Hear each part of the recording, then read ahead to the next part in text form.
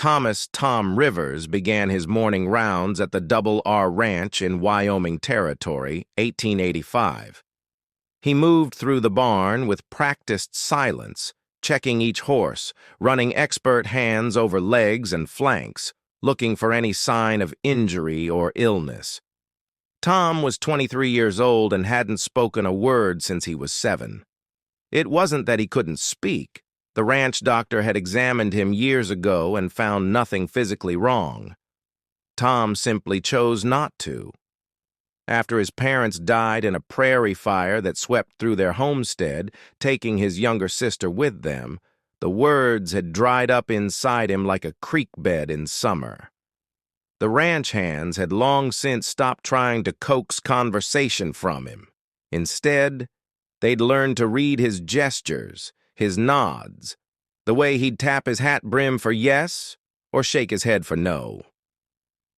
Old Charlie, the foreman, claimed Tom could communicate more with a look than most men could with an hour's worth of jawing.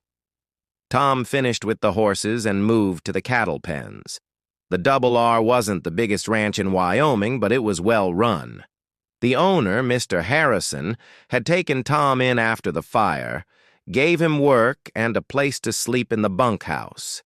Tom had repaid that kindness with loyalty and the hardest work of any hand on the place. As he checked the fence lines near the main house, he saw Mr. Harrison come out onto the porch with his morning coffee.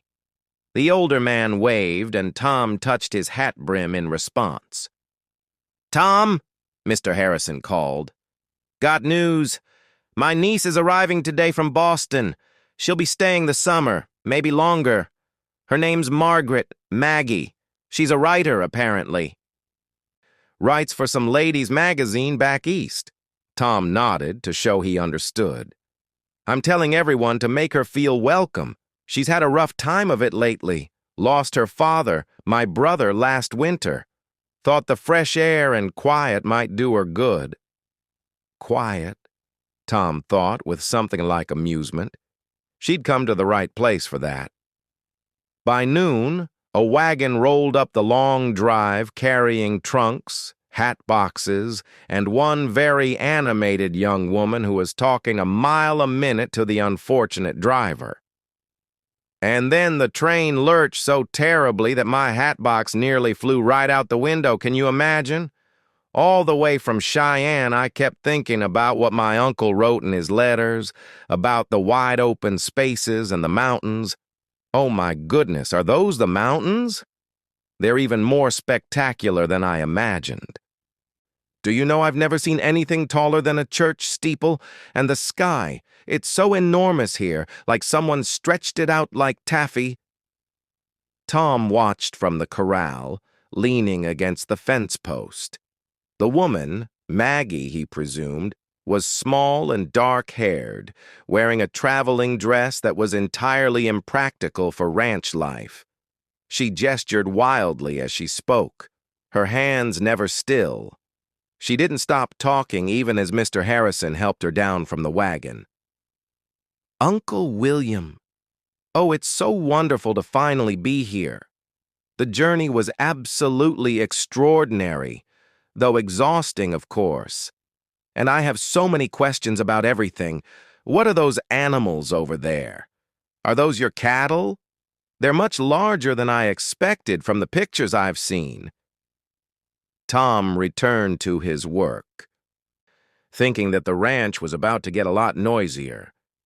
Maggie Harrison had always been a talker.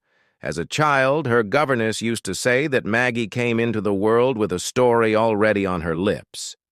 Her father, a quiet scholar, used to listen to her chatter with amused patience, occasionally interjecting a comment when she paused for breath. After he died, Maggie had talked even more, as if she could fill the silence of his absence with words.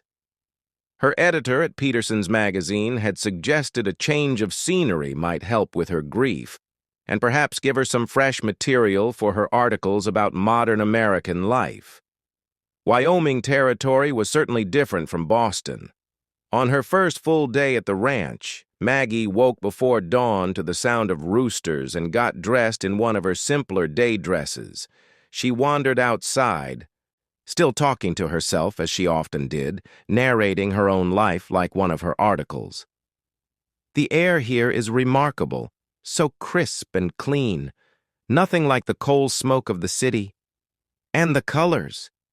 That pink in the sky is positively luminous. I should write about western sunrises. The Painted Dawn of the Frontier. Yes, that's a good title. She nearly walked straight into a tall figure leading a horse from the barn. Oh, I'm so terribly sorry. I wasn't watching where I was going. I do that sometimes. My father always said I needed to pay more attention. Are you one of the ranch hands? I'm Margaret Harrison, but everyone calls me Maggie. I'm Mr. Harrison's niece from Boston. What's your name? The young man looked at her with startling gray eyes. He was handsome in a weathered way, lean and strong, with dark hair that needed cutting. He touched his hat brim in greeting, but said nothing. The strong, silent type? Maggie smiled. That's all right. I talk enough for 2 people anyway. Most people say I talk enough for 10 people, actually. What are you doing with that horse? Is he sick? He looks healthy to me, though I admit I don't know much about horses.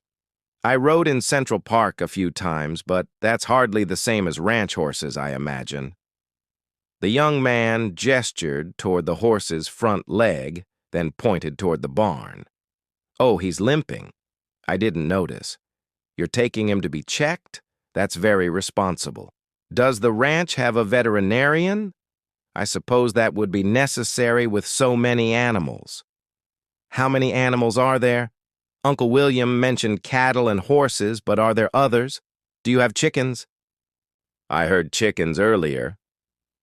The man started walking toward the barn, and Maggie found herself following, still talking. He didn't seem to mind, or if he did, he gave no indication. He just led the horse along, occasionally glancing at her with what might have been amusement. At the barn, an older man with a white beard looked up from sharpening a tool. Morning, Tom.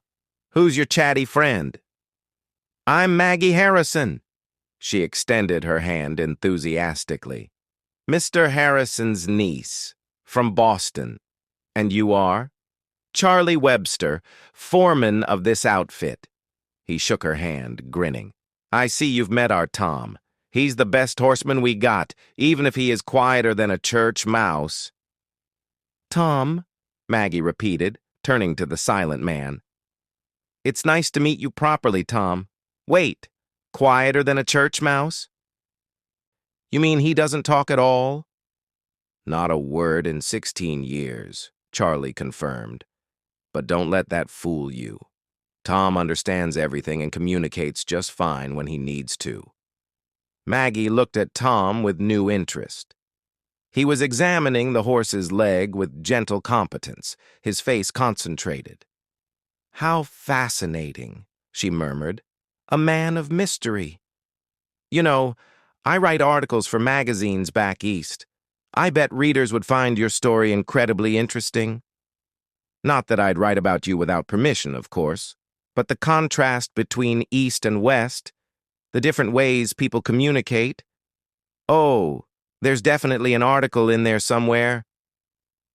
Tom glanced up at her, one eyebrow raised, and Charlie laughed. You'll have to forgive Maggie, Tom. I suspect she talks as much as you don't. Over the following weeks, Maggie explored the ranch with boundless curiosity and constant commentary. She asked questions about everything: how to brand cattle, horrifying, why the chickens pecked in that particular pattern, apparently random, where the best wildflowers grew, everywhere if you knew where to look. And somehow, she always ended up near Tom. Maybe it was because he never interrupted her. Maybe it was because he actually seemed to listen, his gray eyes attentive even when she rambled. Maybe it was because he treated her questions seriously, answering with gestures and demonstrations rather than words. Tom found himself watching for her. He'd see a splash of color, one of her impractical dresses, and know she was nearby, chattering away. Sometimes she talked to him, sometimes to herself, sometimes to the horses or cattle, as if they might answer.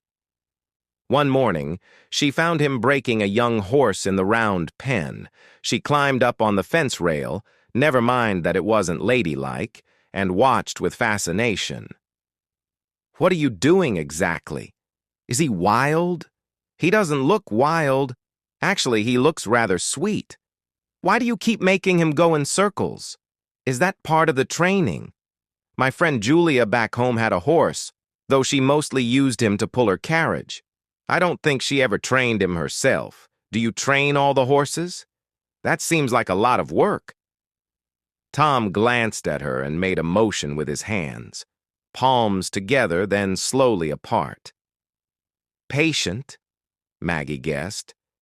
"You have to be patient with them?" He nodded, pleased she'd understood. Then he pointed at the horse, at himself, and made a gesture near his heart. "You have to care about them? Build trust?" Another nod. Tom continued working, and Maggie continued watching, her commentary softening into something more observational. "You're very gentle," she said after a while. "Even though you're strong enough to force him, you don't. You're waiting for him to choose to trust you. That's rather beautiful, actually." Tom stopped and looked at her fully. Something in her voice had changed, less manic, more genuine. He smiled slightly and tipped his hat to her, a gesture that somehow conveyed both thanks and acknowledgement. Maggie smiled back, and for just a moment, she was quiet. That evening, Maggie sat on the porch with her uncle, writing in her journal as the sun set. "Uncle William," she said without looking up from her page, "tell me about Tom. How did he come to be here?" Her uncle rocked in his chair, considering. "Tragedy brought him. Fire took his family when he was just a boy. He was the only survivor, him and the clothes on his back." "How awful," Maggie whispered. "The boy was in shock when they brought him to me. Wouldn't talk, wouldn't eat. Doc said physically he was fine, but something in him had shut down. I gave him time, gave him work when he was ready. The horses helped. He's got a gift with them." "Has he ever spoken?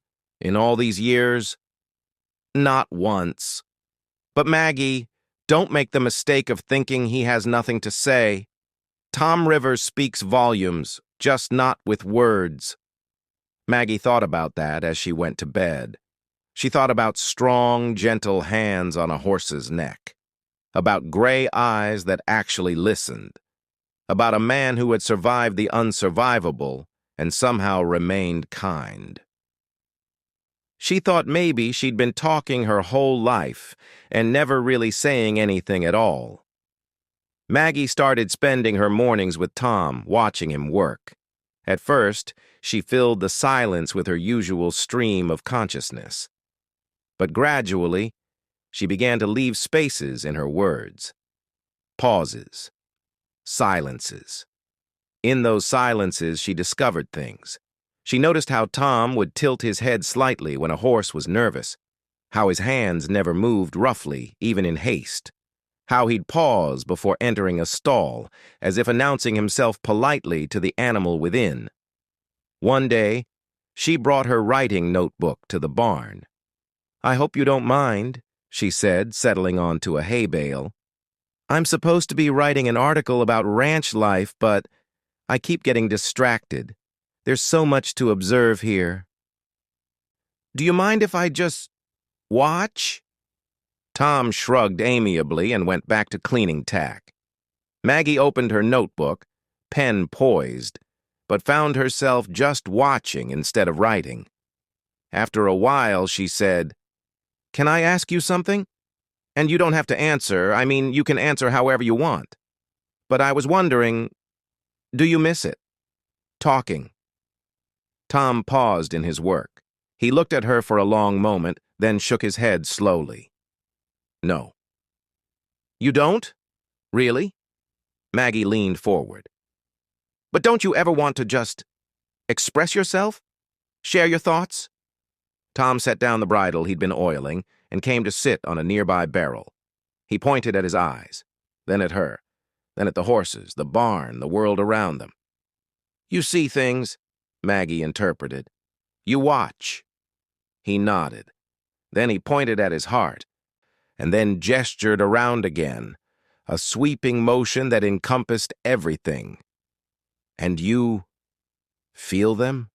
You connect with things by observing? Another nod. Then Tom did something he rarely did. He picked up a stick and smoothed an area of dirt on the ground.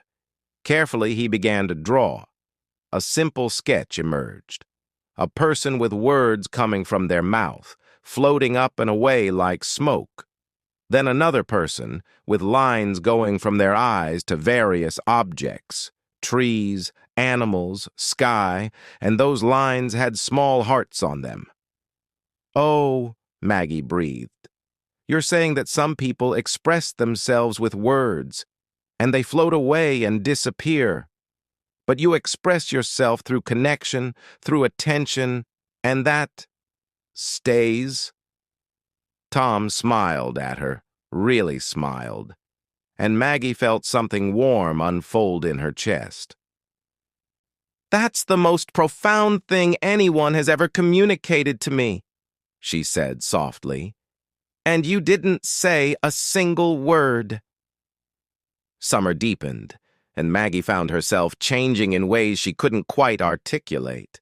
She still talked, that would never completely stop, but she also learned to be quiet, to observe, to let the world speak to her instead of constantly speaking at it. Tom became her guide in this new language. He showed her how to read the weather and the behavior of cattle, how to approach a skittish horse with patience, how to find the patterns in nature that told their own stories. One afternoon, they rode out to check fence lines together. Maggie had learned to ride properly now, though she still kept up a running commentary about her progress. I think I'm getting better, don't you? I barely bounced at all during that last stretch, though my legs are going to be terribly sore tomorrow. Do your legs ever get sore? Probably not. You've been riding since you were young. Oh, look at that cloud. It looks exactly like a teapot. Tom reined in his horse and looked where she pointed. He studied the cloud seriously, then glanced at her and made a pouring motion. Maggie laughed. Yes, exactly. You see it too. They continued riding, and Maggie found herself falling into a comfortable silence. The landscape was so vast here, so beautiful. It seemed almost disrespectful to fill it with unnecessary chatter. When they stopped to rest the horses by a creek, Tom pulled out a battered notebook from his saddlebag. Maggie watched with curiosity as he opened it and handed it to her. Inside were drawings, hundreds of them. Sketches of horses, cattle, landscapes, people. They were simple but expressive, capturing something essential about each subject. Tom, these are beautiful, Maggie said, turning pages carefully. You're an artist. He shrugged, but she could see he was pleased. Then he flipped to a recent page, and Maggie's breath caught. It was her. Several sketches of her, actually. Sitting on the fence rail, laughing with the chickens, writing in her notebook. In each one, Tom had captured something she'd never noticed about herself. The way her eyes crinkled when she smiled, the animated gesture of her hands, a quality that might have been joy or wonder. Is this how you see me? She asked quietly. Tom nodded. Then he took the notebook and flipped to a blank page. He drew quickly, a bird with its beak open, musical notes flowing out. Then he added a smile to the bird's face and sketched other birds around it, all listening. "You think my talking is like bird song?" Maggie said, touched. "And that others listen?" Tom pointed at himself emphatically. "Me, I listen." "You do, don't you?" Maggie set the notebook down carefully. "Tom, I need to tell you something. Back in Boston, I talked all the time because I was afraid of silence. After my father died, the quiet in our house was unbearable. Every moment of silence felt like it was crushing me. So I filled it with words, any words, just to avoid feeling that emptiness." Tom watched her intently, his gray eyes compassionate. "But here, with you, the silence isn't empty. It's full. Does that make sense?" He reached out and gently took her hand. With his other hand, he pointed at her heart, then at his, then clasped both their hands together. Understanding, Maggie thought, connection, communication beyond words. "Yes," she whispered, "exactly that." News came in late July that unsettled the entire ranch. Mr. Harrison had received a telegram from Boston. Maggie's publisher wanted her to return and take on a larger role at the magazine. It was an opportunity that could make her career. Maggie sat on the porch that evening, the telegram crumpled in her lap, uncharacteristically silent. Tom found her there as the sun was setting. He sat down beside her without asking permission, and they watched the sky turn orange and purple together. Finally, Maggie spoke. "They want me back in Boston. They're offering me the position of senior editor. It's everything I thought I wanted." Tom waited. "I'd have my own office, a real salary, influence over what we publish. My father would have been so proud." Her voice cracked slightly. "But Tom, I don't know if I want to go." Tom looked at her questioningly. "I came here to heal, and I did. But it wasn't just the fresh air or the change of scenery. It was—" She turned to face him. "It was learning to be quiet, to observe, to connect with something real instead of just writing about life secondhand. It was you, Tom." Tom's expression was unreadable. Slowly, he pulled out his battered notebook and wrote something, then showed her. "Stay." "It's not that simple," Maggie said, tears forming. "The magazine was my dream. Writing is who I am." Tom shook his head and wrote again. "Writing is what you do. Who you are is here." He pointed at her heart. "But what would I do? I can't just be idle. I need purpose." Tom considered, then wrote more carefully.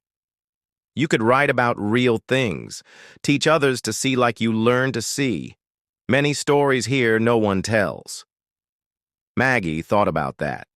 Stories of ranch life of the West, told not from an outsider's perspective, but from someone who'd learned to truly observe. Stories of people like Tom, whose silence spoke volumes. "And what about us?" she asked quietly. "What are we, Tom?" Tom set down his notebook. He cupped her face gently with his calloused hands and looked at her with such intensity that Maggie felt it in her soul. Then he touched his heart, touched hers, and laced their fingers together.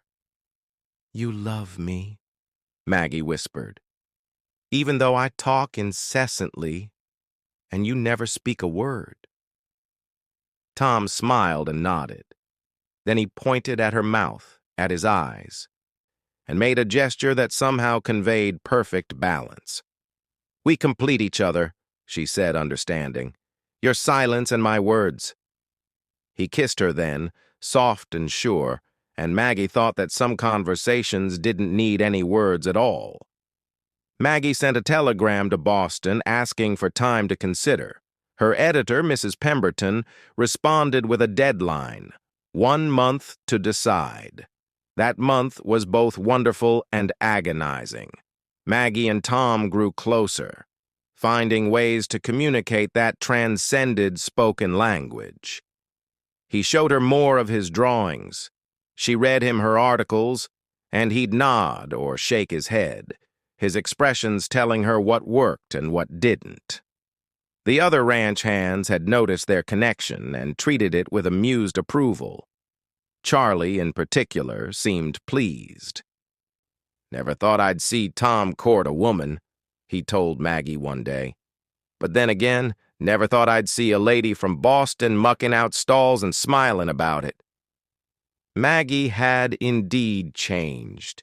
Her impractical dresses stayed in the trunk, replaced by split skirts and simple blouses. Her hands, once soft from city life, had developed calluses. She'd stopped writing fluff pieces for the magazine and started filling notebooks with observations about ranch life, character sketches, stories that mattered. But the question remained. Could she stay? One evening, Mr. Harrison called her into his study. "Maggie, I need to speak plainly with you. I know Tom can't ask you properly, but I see how he looks at you. That boy loves you something fierce." "I love him too, Uncle." "Then what's the question? Boston or Wyoming?" Maggie sighed. "It's not that simple. I have a career, obligations." "You have a job," her uncle corrected. "Not the same as a life. Your father, my brother, spent his whole life in that city, nose in books. I loved him, but he never really lived. Just existed among his studies. That's not fair. Isn't it? Maggie, you came here gray and sad, talking a mile a minute to avoid feeling anything. Now look at you. You've got color in your cheeks, purpose in your step. You found something real with a good man. Don't throw that away for a fancy title." That night, Maggie couldn't sleep. She walked out to the barn, knowing somehow that Tom would be there. He often checked the horses late at night, especially if something was troubling him. She found him with the mare who was about to foal. He looked up when she entered, unsurprised. "Couldn't sleep either?" Maggie asked. Tom shook his head. He gestured for her to sit beside him on the hay bale. They sat in comfortable silence, watching the mare. After a while, Maggie said, "Tell me about them. Your family, if you want to." Tom stiffened, but then, slowly, he pulled out his notebook. He began to draw. A small house, a man and woman, 2 children. He drew them doing everyday things. The mother cooking, the father working, children playing. Simple scenes, but drawn with such care that Maggie could feel the love in them. Then he drew the fire. Stark black flames consuming everything. A small figure standing alone, watching. "Oh, Tom," Maggie whispered, tears streaming down her face. Tom drew one more image. The same small figure, older now, surrounded by horses and people, but with an empty space beside him. Then he drew Maggie's face in that space, and the figure wasn't alone anymore. "You've been waiting," Maggie said. "All this time, you've been alone." Tom nodded. Then he wrote. "Not anymore?" It was the question mark that broke her. Tom, who never spoke, who expressed himself in gestures and drawings, was asking her, truly asking her, to stay, to fill that empty space, to be his voice as he'd become her silence. "No," Maggie said firmly. "Not anymore. I'm staying, Tom. I'm staying with you." Maggie sent her telegram to Boston the next morning. "Must respectfully decline. Found better story here." Mrs. Pemberton was not pleased, but she made a counteroffer. Maggie could write freelance pieces about the West, sending them monthly. Real stories, authentic voices, the kind of reporting that was becoming popular. It was the perfect compromise. 3 months later, on a crisp October morning, Maggie Harrison married Thomas Rivers in the small church in town. She wore a simple dress of cream-colored linen, and Tom wore his best suit, looking uncomfortable but determined. When the minister asked Tom to speak his vows, there was a moment of awkward silence. Then Maggie squeezed his hand and said, "It's all right. Show me." Tom looked at her, then at the assembled guests. Slowly, deliberately, he touched his heart, then pointed at Maggie. He took her hands and laced their fingers together, held them up so everyone could see. Then he touched his forehead to hers in a gesture of such tenderness that several ladies in the pews wiped their eyes. "I think that's a yes," the minister said with a smile. For her part, Maggie's vows were brief, a miracle, as Charlie later joked. She simply said, "I promise to speak for both of us when needed, to be silent when silence serves better, and to love you in whatever language we create together." They honeymooned at a line cabin in the mountains, spending a week alone with just the horses and the vast Wyoming sky. Maggie wrote during the mornings while Tom drew, and in the afternoons they'd ride together, exploring the high country. One evening, as they watched the sunset from the cabin porch, Maggie was struck by how comfortable the silence had become. She no longer felt compelled to fill every moment with words. She'd learned that silence could be a gift, not an absence. Tom seemed to sense her thoughts. He handed her his notebook, where he'd drawn the two of them side by side, her mouth forming words that became birds. His hands creating gestures that became trees. The birds nested in the trees, and the trees sheltered the birds. "We balance each other," Maggie said softly. "My words, your silence. Together, we make something complete." Tom nodded and wrote, "Always together." Maggie began publishing her articles about ranch life that winter. They were different from anything she'd written before, deeper, more observant, less about her and more about the people and land she'd learned to see. She wrote about a man who communicated through kindness and action rather than speech, about cowboys who judged a person by their work, not their words, about a place where silence could be more eloquent than any speech. Her articles became popular, and before long, other publications were requesting her work. But she never left the Double R Ranch. She'd found her home. Years later, when their first child was born, a daughter they named Sarah, everyone wondered if Tom would speak to her. He didn't. Instead, he communicated with his daughter the way he did with everyone, through gentle touches, patient demonstrations, drawings, and expressions. Sarah's first word, to everyone's amusement, was Dada, even though she'd never heard anyone call him that. She seemed to understand, the way children sometimes do, that her father heard her perfectly well without words. As Sarah grew, she became a bridge between her parents' two languages. She'd chatter away to her mother, then turn and have entire conversations with her father using gestures, expressions, and the special understanding that existed between them. One spring evening, when Sarah was 3, Maggie found Tom on the porch with their daughter. Sarah was talking non-stop about a butterfly she'd seen, and Tom was listening with complete attention, nodding and smiling, and occasionally pointing to his drawings to add to her story. Maggie leaned against the door frame, watching her family. She thought about the talkative girl from Boston who'd arrived in Wyoming with a broken heart and too many words. About the silent man who'd taught her that communication was about connection, not sound. She thought about how love didn't need a voice to be heard. Tom looked up and caught her watching. He smiled, that quiet smile that was just for her, and gestured for her to join them.